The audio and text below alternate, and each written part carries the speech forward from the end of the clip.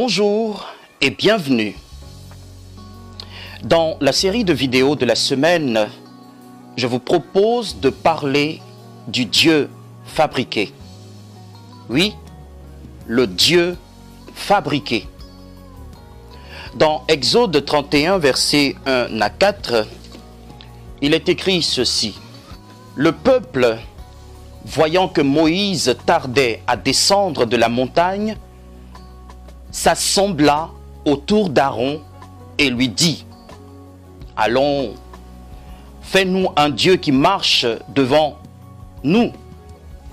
Car ce Moïse, cet homme qui nous a fait sortir d'Égypte, nous ne savons ce qu'il est devenu. » Aaron leur dit, « ôtez les anneaux d'or qui sont aux oreilles de vos femmes, de vos fils et de vos filles, et apportez-les-moi. » Et tous ôtèrent les anneaux d'or qui étaient à leurs oreilles, et ils les apportèrent à Aaron. Verset 4. Il les reçut de leurs mains, jeta l'or dans un moule, et fit un veau en fonte. Et ils dirent, « Israël, voici ton Dieu qui t'a fait sortir du pays d'Égypte. » Alléluia. Bien-aimés, comme vous le voyez, ce texte met en lumière le subtil danger qui menace gravement le peuple de Dieu et les serviteurs de Dieu que nous sommes. Il s'agit d'une malice de Satan au déguisement raffiné de la religion. Cette malice, chers frères et sœurs, est l'un des pièges les plus dévastateurs et les plus ravageurs qui soient. Parce qu'ils se sont fait prendre au piège de ce Dieu en fonte, 3000 personnes sont tombées sous les lames de l'épée. Ces 3000 personnes qui avaient tous été délivrés de l'Égypte et de Pharaon, ces gens qui avaient traversé la mer Rouge, mangé la manne et vu les merveilles de l'Éternel, ces privilégiés qui de nuit comme de jour étaient conduits par une colonne de nuée et de feu, eh bien toutes ces personnes ont péri dans le désert sans avoir vu le pays où coule le lait et le miel. Oui, cette tragédie peut être la nôtre si nous ne laissons pas le Saint-Esprit nous avertir. Le Dieu fabriqué et aux multiples visages prend dans ce texte la forme et les traits d'un veau en or. Une idole qu'Aaron, l'homme de Dieu, a confectionnée dans le désert sous la demande insistante du peuple hébreu. Alors qu'il avait la responsabilité de veiller sur le peuple en l'absence de Moïse, Aaron a accédé à la demande expresse du peuple de Dieu. Cette faiblesse l'emmènera à faire 3 choses malheureuses. 1. Collecter les anneaux d'or du peuple de Dieu. 2. Les faire fondre au feu et fabriquer de ses propres mains un veau en or. Et 3. Aaron va bâtir un autel devant le veau d'or et inviter le peuple de Dieu à la célébration. Chers amis, dans notre contexte, le veau d'or peut représenter toute forme de syncrétisme religieux. Voyez, bien que le nom de Dieu soit évoqué et proclamé, on associe à sa célébration, donc à son culte, d'autres doctrines, d'autres croyances, d'autres pratiques, des pratiques d'origine et d'influence diverses. Si dans le désert, le veau d'or était bien apparent et facile à identifier, il faut reconnaître qu'aujourd'hui, sa présence et son action se font de plus en plus subtiles et discrètes. Avec beaucoup de raffinement et d'ingéniosité, le veau d'or est bel et bien présent dans nos rangs. Avec le nom de Jésus à la bouche, un autre évangile est proclamé, oui, avec le nom de Dieu, des pratiques qui frisent le fétichisme et la sorcellerie ont de plus en plus cours. Le veau d'or, c'est donc un faux évangile.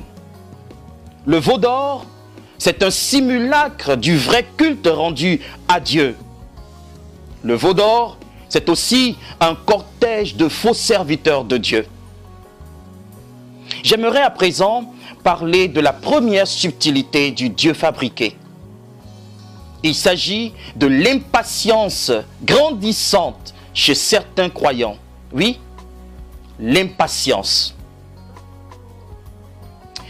Remarquez que toute cette histoire a débuté au moment où le peuple de Dieu présentait des signes d'impatience. En Exode 32, verset 1, nous lisons « Le peuple, voyant que Moïse tardait à descendre de la montagne, s'assembla autour d'Aaron et lui dit « Allons, fais-nous un Dieu devant nous. » En d'autres termes, fabrique-nous un Dieu qui marche devant nous. Cela faisait plusieurs semaines que Moïse était monté sur la montagne de Dieu pour y recevoir les 2 tables de la loi ainsi que les ordonnances divines. Ce départ avait plongé les Hébreux dans une forme d'immobilité qu'ils avaient du mal à supporter plus longtemps. Rester sur place à attendre indéfiniment la loi et les ordonnances était une épreuve insoutenable pour eux. Ce peuple avait soif de mouvement et de changement. Ce peuple avait soif d'animation et de rythme. Ce peuple voulait au plus vite reprendre la marche pour atteindre le pays où coule le lait et le miel. Et pour cela, ils avaient besoin d'un Dieu. Ils avaient besoin d'un guide. Le veau d'or et son prêtre, Aaron. Cette impatience des Hébreux se vit de plus en plus dans le rang des croyants aujourd'hui, chers frères et sœurs. En effet, la promesse d'une vie abondante et prospère, le mariage, l'enfantement, le succès dans les initiatives, dans les entreprises, dans les affaires, la guérison de l'âme et du cœur, la délivrance totale, l'embauche dans une société de prestige où le chômage fait rage, notre société où il n'y a plus de travail, la sécurité ou la protection contre les forces du mal, la percée dans nos affaires et bien d'autres promesses qui sont légitimes, eh bien, sont naturellement sujets d'engouement et d'emballement, n'est-ce pas? Cet enthousiasme se transformant dans la plupart des cas en empressement suscite une certaine intolérance quand la bénédiction tant attendue tarde à venir.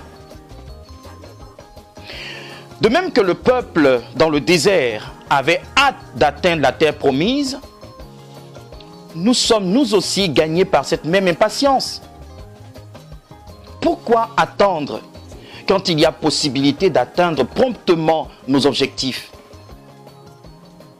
Pourquoi patienter quand des solutions rapides et toutes faites s'offrent à nous?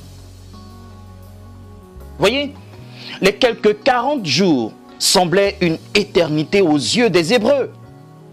Et la situation était encore plus intenable, surtout que Moïse n'avait pas indiqué au moment où il montait sur le Sinaï, quand il comptait revenir avec la loi et les ordonnances de Dieu. Alors, que vont-ils faire? Ils vont choisir de hâter les choses, de précipiter les choses. Ils vont décider de forcer le destin. Mais de quelle manière? Et à quel prix? L'empressement des Hébreux dans le désert, qui n'était autre qu'une expression d'incrédulité, donc de manque de foi, allait les conduire à un débordement coupable. Et comme eux, plusieurs croyants tombent dans des liens de la dépravation et de la dissolution et s'adonnent à des pratiques infâmes. La première chose consiste à sacrifier la loi et les ordonnances de Dieu. Oui, sacrifier la loi et les ordonnances de Dieu.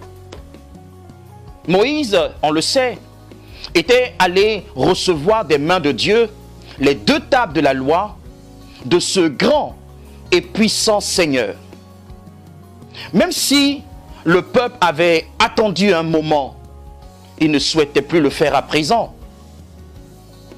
L'impatience et l'empressement l'avaient poussé à se détourner de cette attente.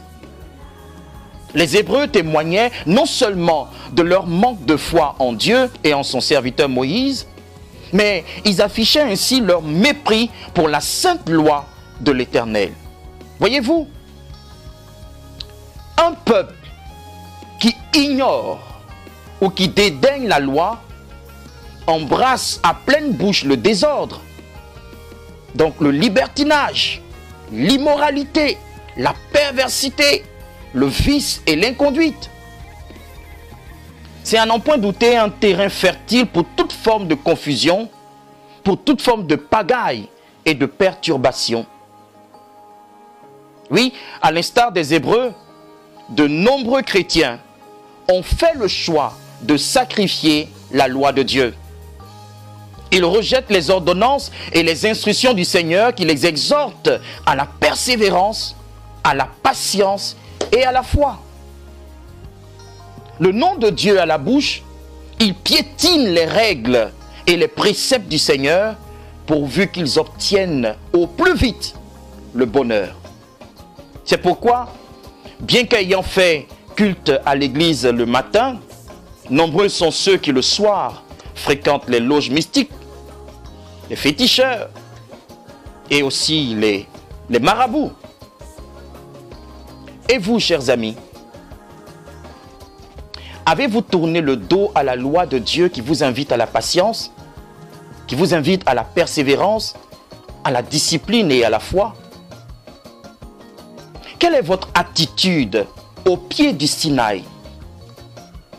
Quelle est votre réaction quand les choses semblent tarder pour vous et pour les vôtres? Qu'est-ce que votre impatience ou votre empressement vous pousse à faire? Jusqu'où faites-vous confiance au Seigneur qui a promis vous bénir au temps convenable? La deuxième chose que nous sommes poussés à faire, après avoir sacrifié la loi, consiste à nous assembler autour des Aaron. Oui, nous assembler autour des Aaron. Qu'est-ce que cela veut bien dire?